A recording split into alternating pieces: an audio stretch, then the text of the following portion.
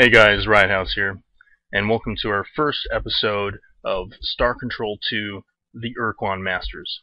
This is a critically acclaimed science fiction computer game. It's the second game in the Star Control trilogy.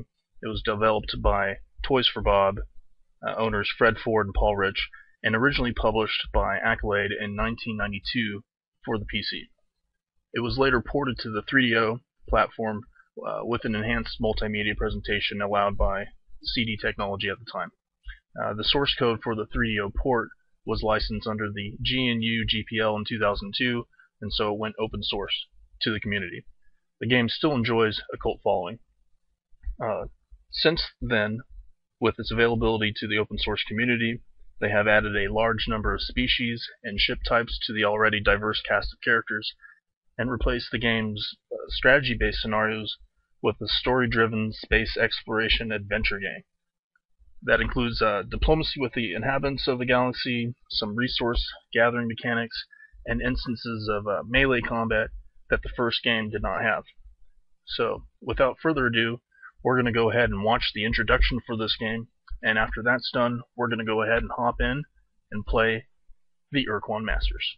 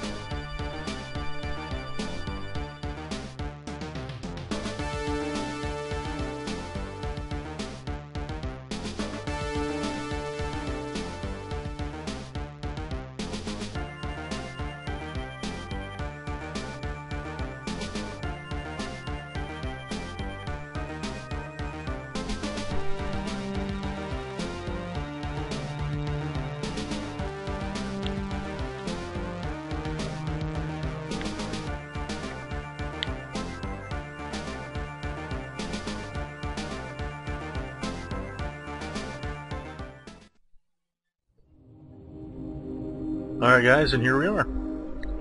Welcome to the game. And it's pretty low-tech graphics as you can see, but that's the way I like it. I like these games. Lots of content. Not necessarily a lot of graphics, but a lot of content. That's the type of game I play. Alright, some info. I am playing this game pretty much blind. I've never played it before. I've watched some other Let's Players make Let's Plays of the game, but as far as I know, I don't really know much about this game at all, other than the intro and some research that I've done myself. So, let's check out some stuff here. Alright. So, you don't use the mouse in this game. Use the number pad. So 8 will go up, 2 will go down, 4 and 6 will go left and right, and enter is enter. And then to shoot is your right control button, so your right side control. Alright, so let's start by checking out our roster here. So we have 18 crew on that little Earthling cruiser that's blinking in red right now.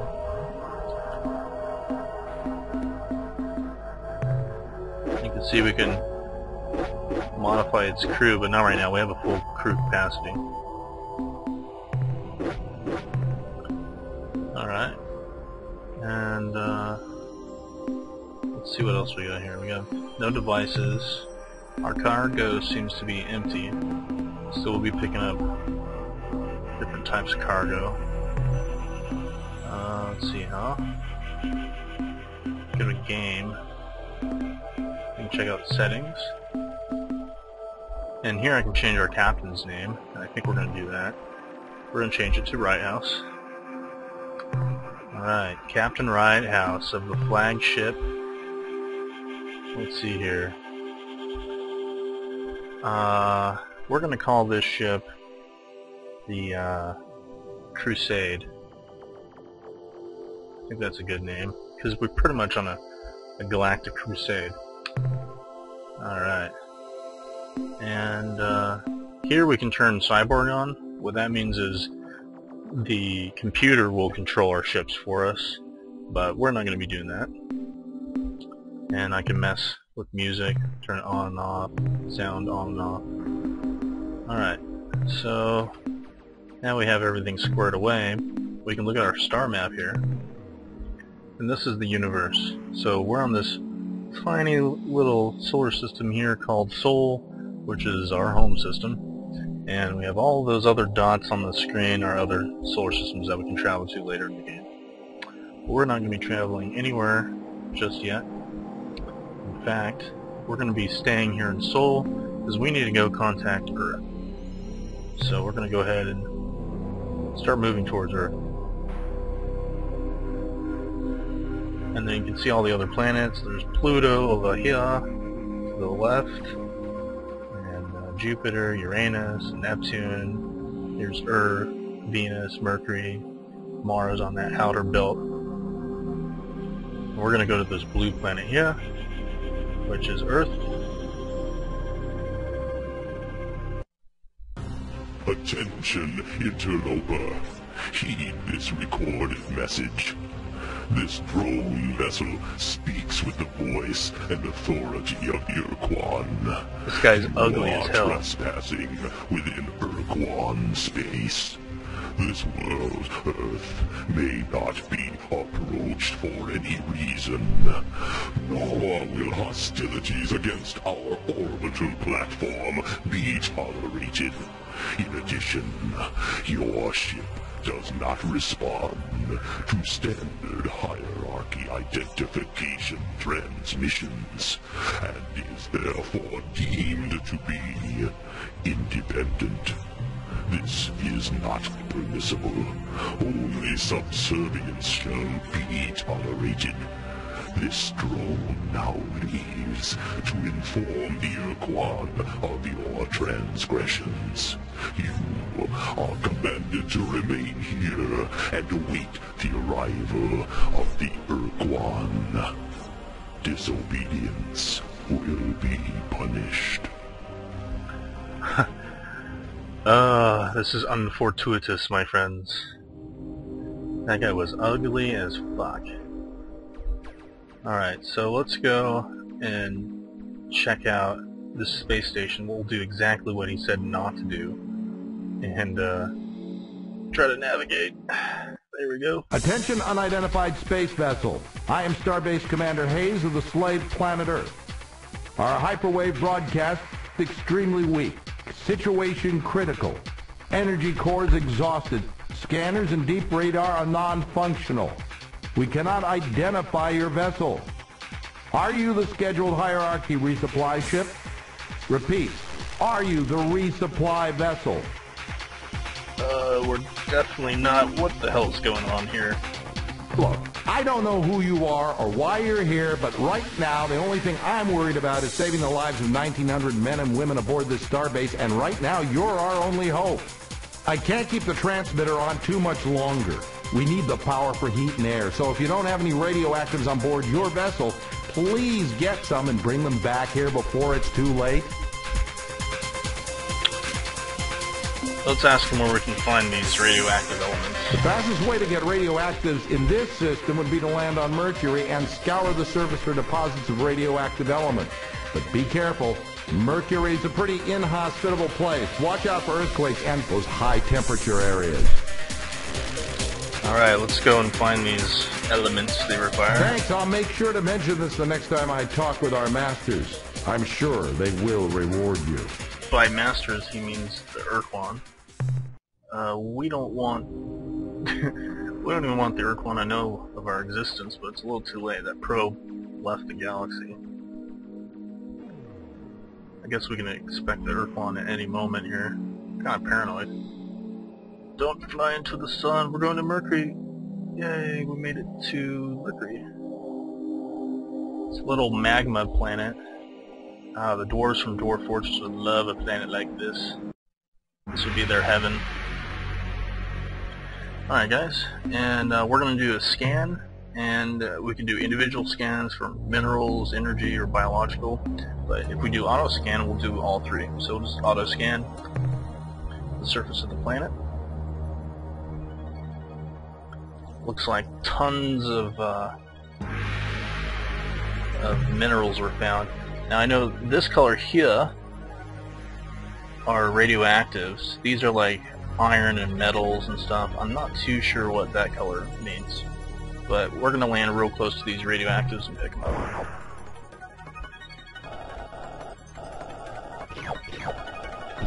And get off the planet. It's a very dangerous planet, so we got what we needed. And let's get out of here and head back to the space station orbiting Earth. Go talk to Commander Hayes. And every time we land, it uses a little bit of our fuel. You'll notice our fuel gauge up there in the upper right, along with the crew readout, and our cruiser, and then our mothership. I guess that's what we're going to call Crusade. It's like a mothership. So we can install all types of different modules on our on the Crusade. But that'll happen later on. Did you find any radioactive elements for our power cores? Yes, we did. What will you give us in exchange for radioactives? I'm sorry, Captain, your message was garbled. Our receivers have very little power. Oh, those bastards. Alright, let's just go ahead and transfer some We're radioactives. initiating transfer of radioactives, Captain. Now, as soon as our engineers can refit the energy cores, that's much better. Power ratings are climbing. Life support is coming back into the green. Deep radar systems and sensors are now online, and I can scan your vessel. What the hell kind of ship is that? Just who are you, Captain? I am Captain Ridehouse of the Starship Crusade. We are the survivors of the Star Control Science Research Team to the Vela star system. Star Control Science Mission, huh? Captain, I served as a Star Control officer during the war aboard several cruisers in the Corward Front. And if there'd been any scientific mission to Vela, I would have heard about it. This mission was highly secret, though. You know, come to think of it, there were some rumors that Corridor 9, the Special Operations Division of Star Control, was directing some hush-hush operation near Androsynth Space. The Vela star system. Yes, that would be the right direction. So, Captain, if you say it's true, how do you explain that huge alien starship you're flying? And why are you here? What do you want from us? We have returned to Earth to give you the technological secrets of the precursors, and to help you fight the hierarchy. Fight the Ur'Quan. Win back our freedom. I remember having such thoughts myself once, long time ago. That was in the first years after the defeat, when it was still terrifying to look up and see the bloody glow of the pulsating slave shield overhead. So day and night we gazed up at the impenetrable wall as though the sheer power of our hatred would pull it down. But over the years I spent so much of my time struggling, down on the surface, under the shield, and then later up here trying to keep the station alive, that I'd forgotten what it means to be free, to hate our Ur'Quan Masters. And now here you are, in an alien ship of unknown power, offering me your assistance to fight against the hierarchy again after all these years. Captain, your offer is intriguing. It's tempting to think that with your advanced precursor technology we can somehow crack the Earth's slave shield and reassemble the Alliance to attack the hierarchy. And this time, win the damn war. Consider the consequences if you should fail. The Ur'Quan won't just punish us here on the station, they'll exact a gruesome retribution on the surface below as well. Before I commit this station to helping you attack the Ur'Quan and accepting the risk of annihilation if we are defeated, I have to make sure that you and your ship have what it takes to oppose the hierarchy. I'll make you a deal.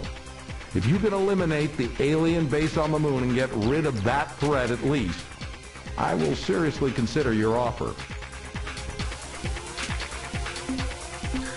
We shall go now and neutralize this base. Be careful, Captain. There are probably a dozen Spathia looters and Ilrath Avengers down there on the lunar surface. I don't know why they haven't come after you yet, but when they do, you'd better have your weapons armed and your thrusters burning hot. Yeah. Alright, so off to the moon we go, guys. Straight into combat. Yes.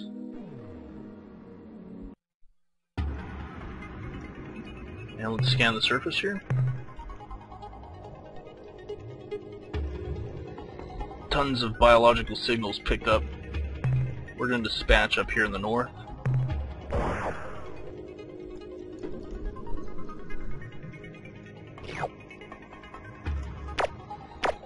Blow these guys up. This is pretty easy. They don't seem to be hostile. Let's pick up some metals over here. Seems to be a station here. Report from surface. We have discovered an alien base and have explored its interior. The installation must have been abandoned many years ago, but great care has been taken to make it appear active. Life support systems are functioning, fusion generators are at full output, and robotic construction vehicles have been programmed to roam the lunar surface, bulldozing moon dust into random piles. In addition, we have found the installation's hyperwave locked in transmit mode, endlessly playing the same alien recording. Although we cannot translate the message, our Xenotech ensign Rigby believes the message is some kind of alert or mayday broadcast. The base is filled with useful materials and equipment. We will scavenge as much as we can and bring it aboard immediately. End of report. So apparently they left a long time ago. So since this is pretty peaceful, we'll just go ahead and pick up the last of the resources here. And I guess we can have some target practice while we're at it.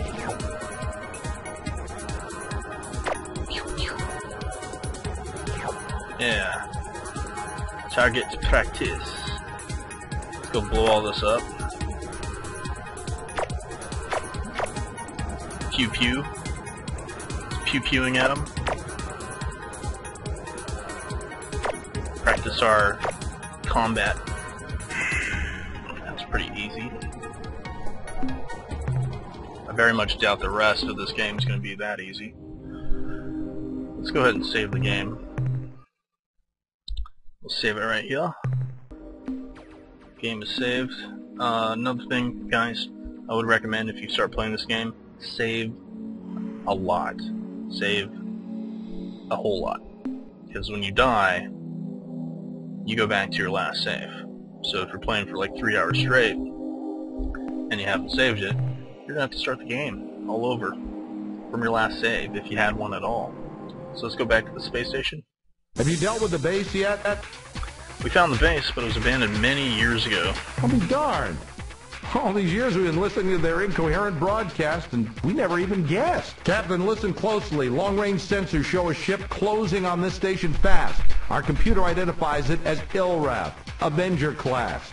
I think you've got a fight on your hands, Captain. Your best bet is to wait until you have point-blank range. Captain, it's jamming our signal. Oh boy. By the fetid breath of the Dark Twin Kazon, a human and an alien starship. How fascinating. When I intercepted that Ur'Quan drone and learned that an unidentified starship had approached Earth, I never expected to find such a remarkable vehicle in the hands of a human. Humans are prey animals, weak and helpless. But here is a human in an armored starship, and therefore in direct violation of the oath of fealty. I am sure our masters, the Ur'Quan, will punish Earth most severely for this treachery when I present them with the twisted wreckage of your ship and your many charred corpses. That guy's diabolical as fuck. Alright, where the hell did you come from? It will be a pleasure blasting your ugly face out of the stars. See, now they just combined two of my favorite things in the entire world. Ugly-ass alien star creatures and comedy. So, that's great. Surrender a foul alien creature or you will be annihilated. Or we take the route of pacifism. I don't think that's gonna work. It will be a pleasure blasting your ugly face out of the stars. I have no fear of you, feeble mammal. Though my ship lacks a functioning cloaking device, and many of our crew are dead, my gods, Dogar the Black and Kazon the Unseen have personally confided to me that they despise you humans, and that they will help us to kill you all. Excellent.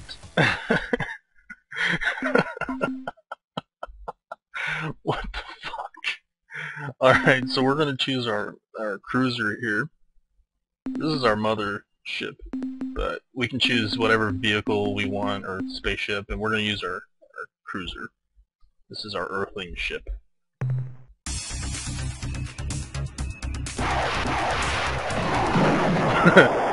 And that was it. Woo! Pretty simple. What a beautiful sight, Captain. I haven't seen an Avenger blown away like that since the battle in Draco. I guess you've shown that you can handle yourself in battle, Captain. So my last reservation about helping you has been dissolved. I will commit this station to helping free Earth and defeat the Ur'Quan. We may get our atoms rearranged in the process, but by God, Captain, we're going to try. So the obvious first step is to get the precursor equipment and software over here so that we can make it work with our ship repair fabricators. But then what, Captain? Then, Commander, we will proceed to kick some major alien booty. Yes, Captain. We'll do just that. By the way, Captain, I think we need a name for this new alliance we're going to forge. And since it was your idea, it's only fair that you get the honor of naming it. So, what will it be? The New Alliance of Three Stars, the Concordance of Alien Nations, the Unified Federation of Worlds, or the Empire of Riot House?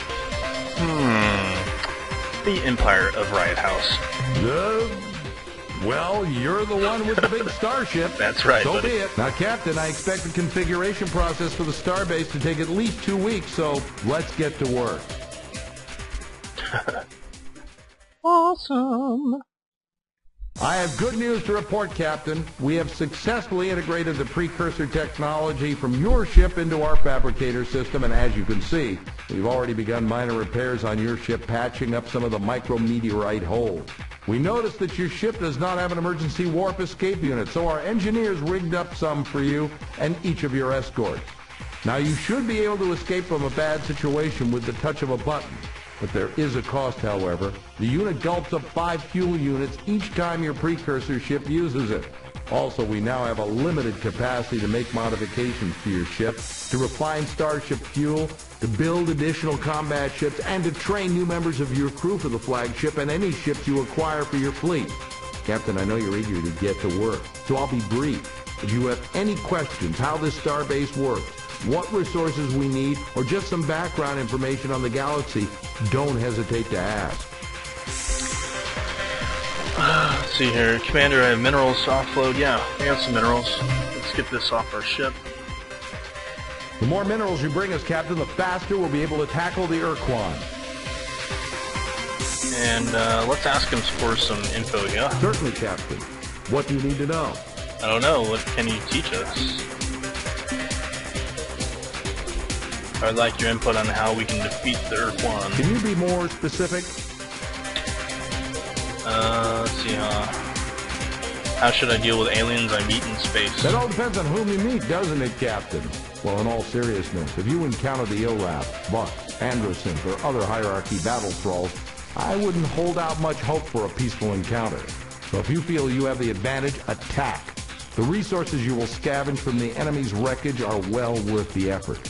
If you can find Alliance races who are in a position to help us, then you must convince them to join with us. Their assistance may be crucial to our success.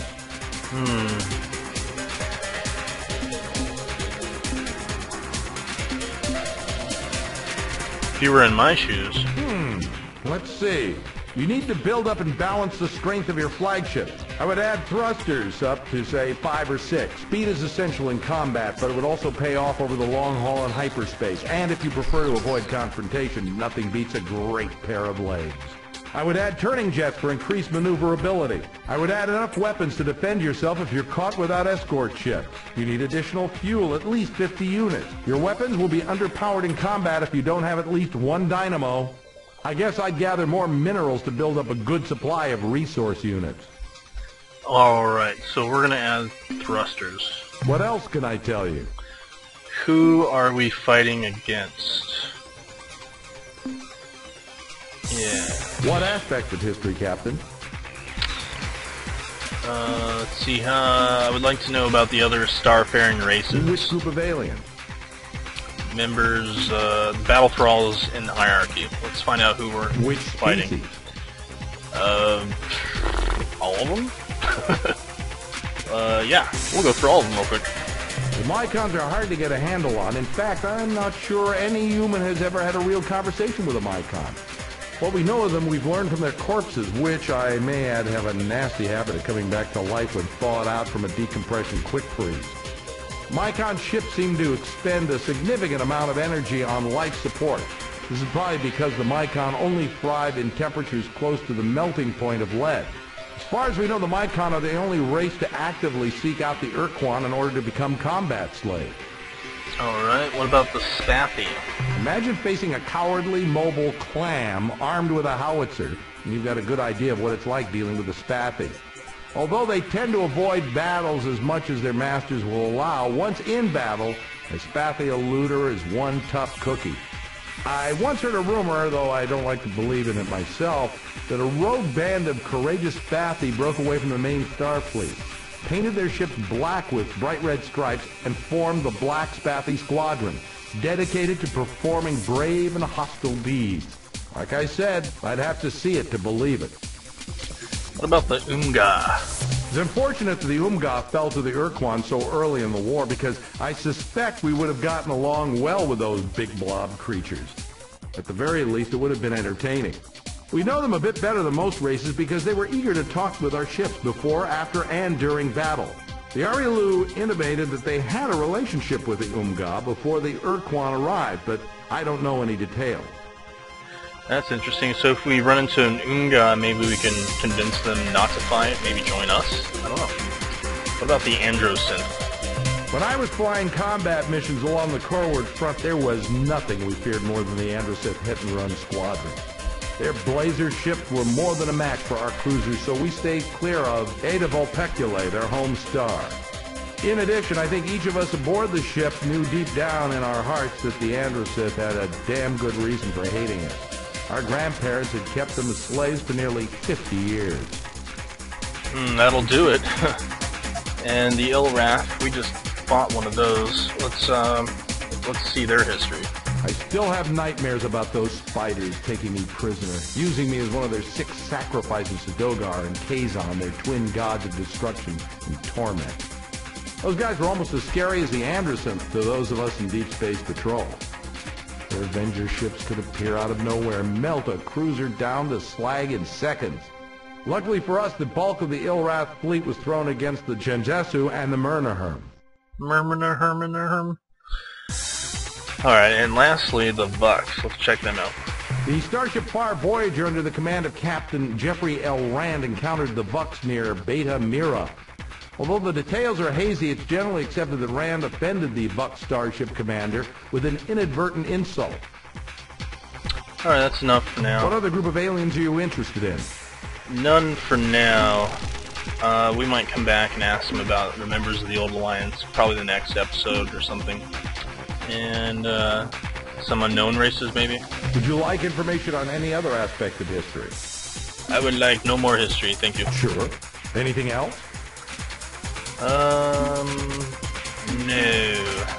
Fine. Is there anything else you need? No. Bring back lots of minerals, Captain. So we'll go grab some minerals then. Oh, hey. We can depart. Starbase Commander, we just talked to him. We could outfit our starship. And it looks like we could buy some fuel here. It's 20 a pop. RU stands for resource units in this game. So let's just build up some fuel here, like say like 25 for now. And I guess we can install some modules, eh? What did he say we needed? We needed speed. Alright, so here you can, on the side here, you can add antimatter thrusters. So we're gonna add, he said 5 or 6. So we'll add 6, and then some more turning jets. And that's pretty much all our resources there. Okay, well that's a good start.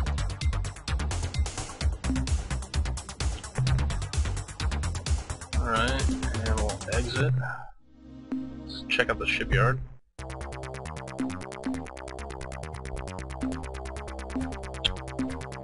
And buy more crew if we needed more, but we don't. These Earthling cruisers cost 1,100 resources. We definitely don't have that right now. Man, we can store quite a few of these though. Look at all these suckers. That's cool. That's real cool. Alright, so we'll exit there, and we'll depart the starbase. And we'll save the game. And we're going to call it a Let's Play here for this episode. And when we come back, we will explore the rest of the Sol system and try to mine all the resources out of this baby. Check out all the planets and stuff. And it'll be a lot of fun. So I'm excited. I haven't seen everything in the Sol system yet. I've done most of what we just saw right now. So, alright guys, thank you for joining me, and I'll see you guys in the next episode.